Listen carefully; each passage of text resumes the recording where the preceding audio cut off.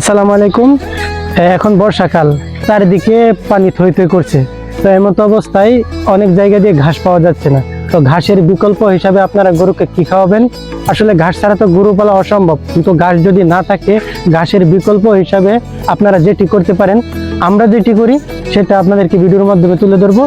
আমরা গরুকে ঘাসের বিকল্প হিসাবে কিভাবে বর্ষাকালে লালন পালন করি সেটা আজকে ভিডিওর মাধ্যমে আপনাদেরকে দেখাবো। তো প্রথমে আমরা যেভাবে খড় খুলে নিব, খড় পানিতে ভিজিয়ে কুড়া ভুসি এগুলো দিয়ে কিন্তু আমরা খাওয়াই। তো কিভাবে আমরা সেটি করছি সেটা আপনাদেরকে ভিডিওর মাধ্যমে দেখাচ্ছি।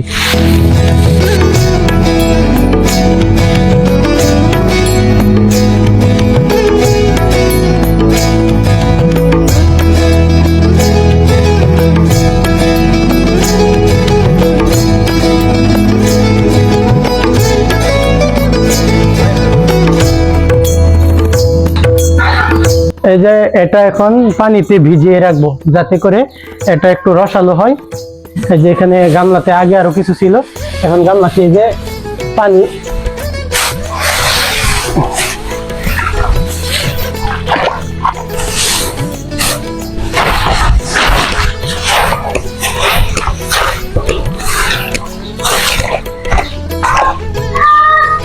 যে আপনারা পানিতে এভাবে ভিজিয়ে রাখবেন, কতক্ষণ 10 থেকে 15 মিনিট ভিজিয়ে রাখবেন যাতে করে এটা একটু নরম হইলাম। তো 15 মিনিট ভিজানো এটা শেষ। এখন আমরা কি করব, এটাকে এই যে পানি থেকে উঠিয়ে এভাবে এভাবে সবগুলো গামলাতে দিব যাতে করে এটা ভিজানোর কারণ হচ্ছে এটা নরম হলে গরু খেতে খুব স্বাচ্ছন্দ্য বোধ করে। আর এটার মধ্যে যখন ভুসি অথবা দানাদার খাবারের যে মিক্সারগুলো আছে এগুলো যখন এটাতে আমরা দিই তখন এটা খুব খেতে গরু পছন্দ করে। এই যে ভেজা খড়গুলো আছে ওগুলোর মধ্যে চিটাগুড়ের পানি দিয়ে আমরা মিশিয়ে নিয়েছি। এখন এখানে কুড়া ভুসির মিশ্রণ আর এটা হচ্ছে লবণ। তো আমরা প্রথমে এই যে লবণ ছিটিয়ে দেব যাতে করে এটা নুনতা লাগলে গরু খেতে খুব পছন্দ করে, এই জন্য এটা লবণটা দিয়ে নিতেছি।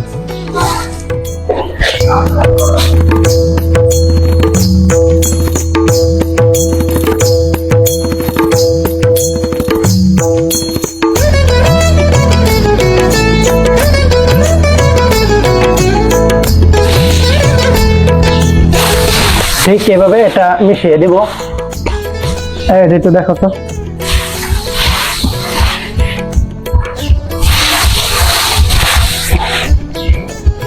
এই যে